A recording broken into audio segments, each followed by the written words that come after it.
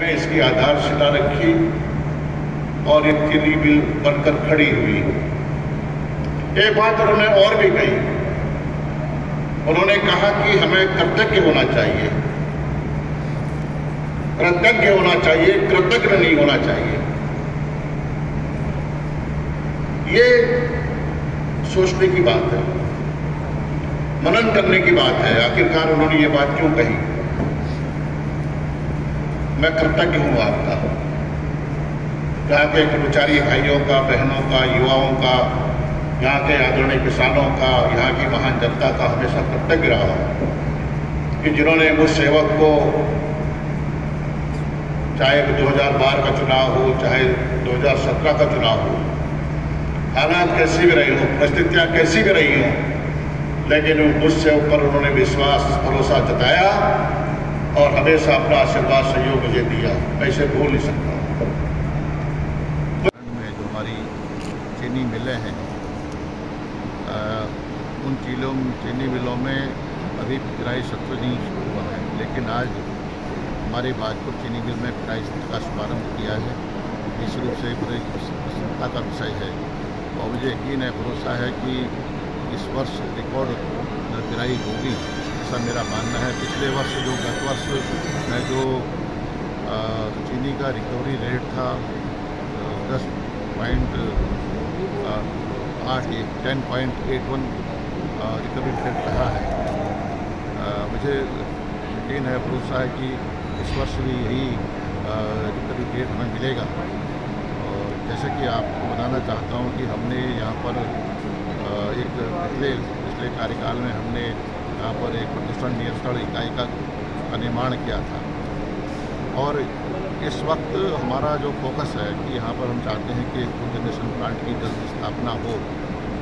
जल विद्युत निगम के द्वारा, जल विद्युत निगम उत्तराखंड के द्वारा एक कोजनरेशन प्लांट का निर्माण होने जा रहा है। इसके टेंडर प्रक्रिया प्रारंभ हो चुकी है और दूसरी तरफ एथेनॉल प्लांट भी यहाँ पर लगेगा, तो यहाँ के इस फैक्ट्री की, चीनी मिल की दशा भी सुधरेगी और जो घाटे में, निरंतर घाटे में जो दिल्ली चीनी मिल है उसमें उसको बढ़ावा भी मिलेगा। और मेरा मानना है कि जो चीनी मिल उत्तराखंड की पहली चीनी मिल होगी जहाँ पर एथेनॉल प्लांट और कोजनरेशन प्लांट लग रहा है, जिससे बिजली का उत्पादन होगा और किसानों को भी इससे राहत मिलेगी। मंत्री जी, क्या कारण है कि जो है लगातार हर वर्ष जो है चीनी मिल के पिराई सत्र पे कोजनरेशन प्लांट की जो है बात कही जाती है, लेकिन कई वर्षों से लगी इसका कार्य शुरू नहीं हो पा रहा है, इसका क्या कारण है?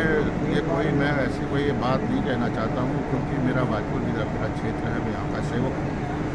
तो कोजनरेशन प्लांट में जो टेक्निकल तकनीकी इसमें कई खामियाँ होती हैं, उसको दूर भी करना होता है।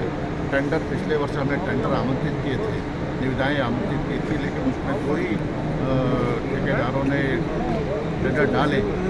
हम चाहते हैं कि इसमें पारदर्शिता आए, ज़्यादा लोग टेंडर में आमंत्रित हों और जिससे कि इसका हम चाहेंगे कि जल्द से जल्द इस टेंडर प्रक्रिया में ज़्यादा से लोग आएँ और इसको हम पूरा करें। यशपाल जी, चीनी का गोदाम जो है, चीनी का गोदाम जो चीनी के गोदाम को चीनी को रखने के लिए जो गोदाम है, उसमें सीलन आने के कारण चीनी खराब हो जाती है। मैं मानता हूँ, देखिए मैं मानता हूँ कई हमारी चीनी मिल की बहुत 1959 में इसका आधारशिला रखी, इसका निर्माण हुआ है, बहुत समय हो चुका है, कई खामियां हैं, उसको दुरुस्त करने की निश्चित से आवश्यकता है।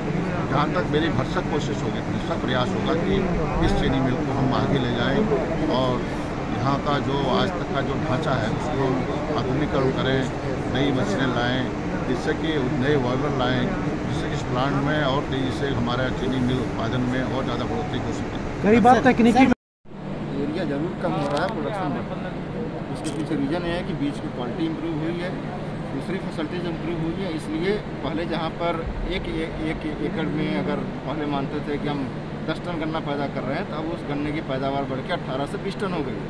तो पैदावार बढ़ी है, एरिया घटा है, इसीलिए चीनी मिल जो आप रिकवरी देख रहे हैं या चीनी का उत्पादन देख रहे हैं, गन्ने का पेराई क्वांटिटी हमारी बढ़ी है। तो हम ये नहीं कह सकते कि गन्ने का उत्पादन कम हुआ है।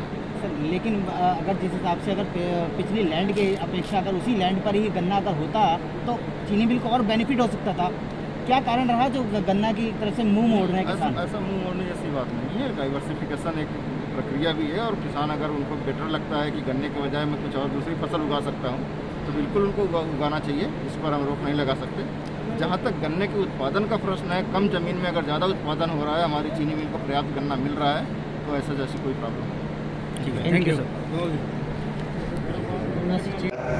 बधाई के पात्र तो मैं नहीं कहूँगा, लेकिन मैं ज़रूर आभार व्यक्त करना चाहूँगा इसके लिए एज ए सेक्रेटरी। चीनी मिल को आज के समय में कोई भी चीनी मिल इसलिए सर्वाइव नहीं कर सकती कि वहाँ पे चीनी कितनी ज़्यादा बनती है। जैसे अभी मैं बुकलेट देख रहा था, ये बताया गया कि इस चीनी मिल ने इस साल सबसे ज़्यादा रिकवरी दी है, 10.81%। मतलब 100 किलो गन्ने से 10 किलो 800 ग्राम हमने चीनी बनाई है। लेकिन चीनी का रेट 31 रुपये है, चीनी बनाने की हमारी कीमत 38 रुपये है। 7 रुपये पर केजी के घाटे में ये चीनी मिल चल रही है। दुनिया की कोई भी कंपनी, कोई भी एंटरप्रेन्योरशिप बिजनेस सर्वाइव नहीं कर सकता इस कंडीशन में।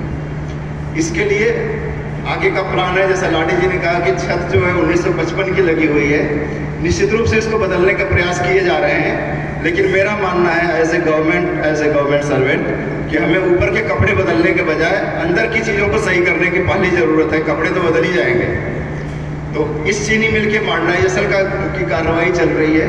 यहाँ पर एक कोजन प्लांट लगना है यूजीबीएल के सहयोग से, आप सब लोगों को पता है। मेरे ख्याल से 2016 में जब श्री यशपाल आर्य जी माननीय मंत्री कांग्रेस सरकार में थे, उनके प्रयासों से ये कार्य शुरू हुआ था, लेकिन अब उसके पूरा होने का समय आ गया है। इसके टेंडर्स हो चुके हैं और जैसा कि आपको पता है, मार्च के बाद से जब हम इस नवंबर में बात कर रहे हैं, आज 20 नवंबर को, ये जो कोरोना काल है, इसने हमें लगभग 1 साल पीछे कर दिया है।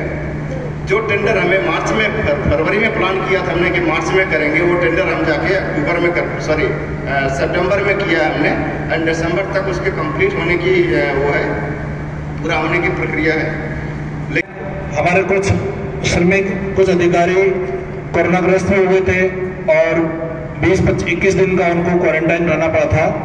ऐसी विषम परिस्थितियों में भी जो मिल को हम समय पर शुरू कर रहे हैं, ये इस बात का प्रचायक है कि परिस्थितियां कितनी भी विषम हो क्यों न हो, लेकिन अगर कार्य शक्ति और कार्य इच्छा शक्ति बनी रहे तो समय पर काम किया जा सकता है।